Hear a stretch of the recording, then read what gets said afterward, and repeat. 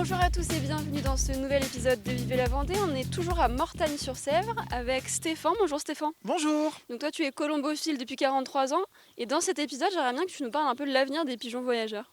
Alors l'avenir du pigeon voyageur, comme je le disais précédemment, je joue au pigeon voyageur pour faire des compétitions, mais nous utilisons le pigeon voyageur pour différentes raisons, différentes sortes. Alors je suis parti sur un projet pédagogique que la Fédération française de colombophilie met en place, où est-ce que les élèves peuvent avoir donc les leçons du jour. Je vous explique rapidement. Nous installons donc un petit cartable qui se situe sur le dos du pigeon, et puis à l'intérieur il y a une clé USB. Et en gros, à l'intérieur, c'est la dictée du jour, les maths du jour, je dirais l'histoire géo du jour, etc., etc. Donc, ce qui était très intéressant avec les élèves, eh bien, ils nettoient les pigeons, ils leur donnent à manger également. Donc ça, c'est hyper intéressant pour eux. Et l'objectif, eh bien, c'est de faire les leçons de la journée. Donc, lorsqu'ils récupèrent les pigeons, ils prennent la clé USB et ils l'installent sur l'ordinateur.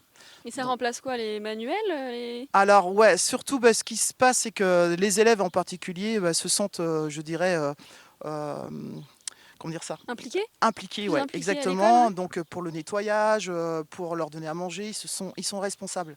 Et ça, c'est super intéressant pour eux.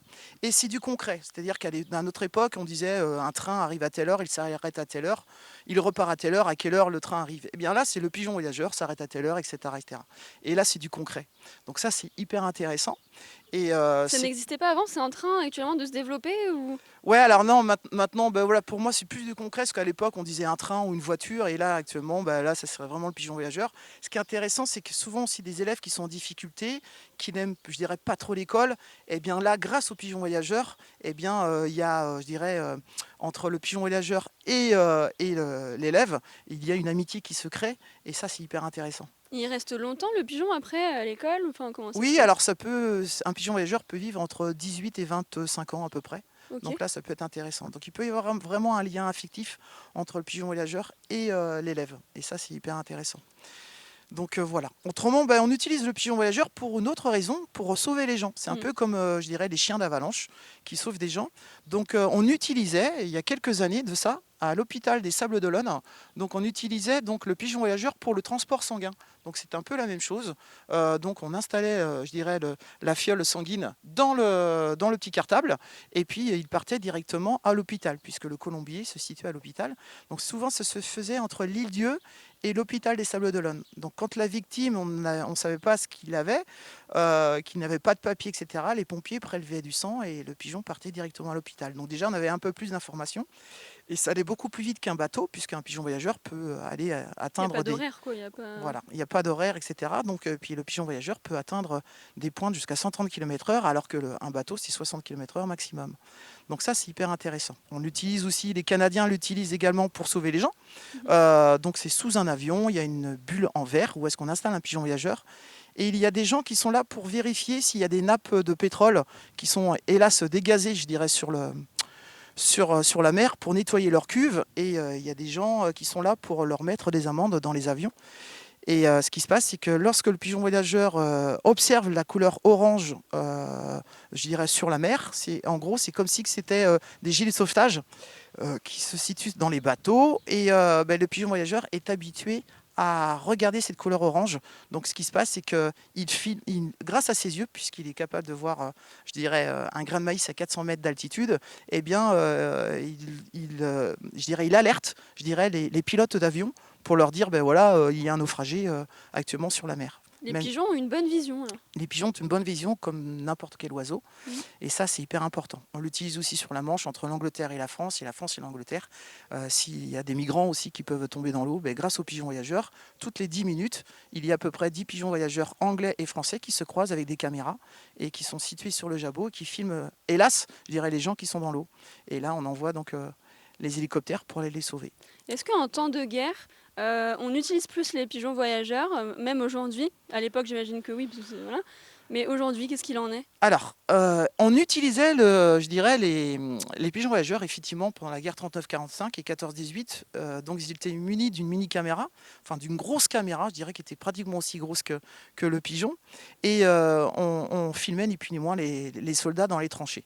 Actuellement, ce qu'il faut savoir, c'est qu'il y a actuellement des pigeons voyageurs, qui sont hélas en Ukraine et en Russie, où est-ce qu'il y a à peu près, c'est ce qu'on m'a dit, 100 000 pigeons américains qui sont actuellement en Ukraine et donc ils sont en train de filmer les tranchées, des Américains, des Russes. Mmh. Et donc on utilise actuellement, effectivement, encore une nouvelle fois les pigeons voyageurs pour filmer, je dirais, les tranchées. Pour Donc, espionner, quoi. pour espionner, ouais. Alors bien sûr, les caméras sont plus comme en 39-45, hein, c'est des caméras qui sont grosses comme le petit doigt, mais on utilise effectivement le pigeon voyageur pour ces choses-là. C'est moins cramé qu'un drone qui arrive avec son bruit, avec ses lumières, tout ça? Exactement. C'est plus difficile même peut-être à supprimer un pigeon puisque le drone peut aller très très vite au niveau vitesse, mais il y a un bruit, on l'entend, Mmh. etc. Alors que le pigeon, voilà, je Mais ne veux pas dire invisible, mais presque. ils sont en train de développer des drones qui, là, ne font plus de bruit, donc là, ça va concurrencer directement les pigeons voyageurs. Qu'est-ce qu'on Ouais, va en si on faire peut dire. Mais bon, d'ici là? je pense que les soldats, s'ils regardent le ciel à longueur de journée entre les pigeons et les drones, ça sera un petit peu plus compliqué pour eux.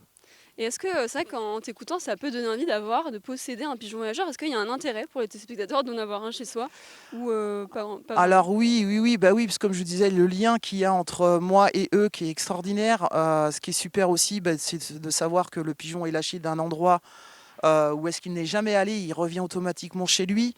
Ça, c'est extraordinaire, c'est magique. Mmh. On est capable d'aller sur la Lune en 2024, mais on est incapable de savoir comment le pigeon voyageur s'oriente, même si on fait énormément d'expériences dessus, en particulier l'armée. Mais voilà, quoi, c'est encore un secret. Et tu disais aussi qu'utiliser un animal, ça a ça a des effets très positifs, comme on peut aussi détruire des choses en Ben utilisant oui. les animaux. Oui, oui, hélas, oui, c'est comme un chien. On peut sauver des gens dans une avalanche, comme on peut demander à un chien de mordre une personne pour le blesser. C'est pareil pour le pigeon Donc le pigeon voyageur, voyageur, on peut faire exactement la même chose. comme quoi, par exemple, en choses négatives qu'on peut faire avec? Ouais, des choses négatives, Dealer? voilà, par exemple. Voilà. Mais j'imagine il y a pire aussi. Ouais, il y a pire, ouais. Ouais. Donc voilà. Bon, bah, c'est la fin de cet épisode. Est-ce que tu veux nous donner un dernier mot pour les téléspectateurs pour qu'ils te retrouvent plus facilement? Alors ben oui, vous pouvez me rencontrer sur Instagram, par exemple, ou alors vous pouvez me rencontrer aussi sur le compte Facebook, La Colombe Choltaise. Donc n'hésitez pas à venir regarder notre site qui est hyper intéressant. Donc voilà, tout simplement. Merci Stéphane pour cet échange. Voilà, je vous remercie. Et merci de nous avoir suivis. On se retrouve très vite pour un nouvel épisode de Vivez la Vendée.